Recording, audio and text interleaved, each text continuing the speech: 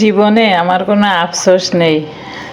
এমন একজন পাইছি, তার কোনো অভিযোগ নেই আমার বিরুদ্ধে। আমি কি পারলাম না পারলাম।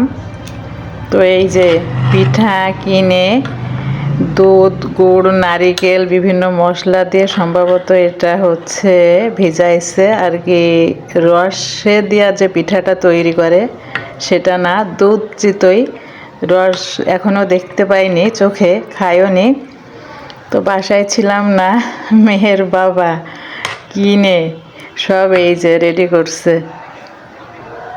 পিঠা কিনা, সবই কেনা। আমার তো বোন নেই, সে কারণে সব কিছুই কিনে খেতে হয়। সব কিছু আমাকে দিয়ে কিন্তু প্রথমে টেস্ট করায়, তারা কিন্তু এখনও কেউ মুখেই দেয়নি। এটা আর একটু ভিজবে। আগে একটা খেলাম আর এই একটা, তা আসলে অনেক মজা হয়েছে।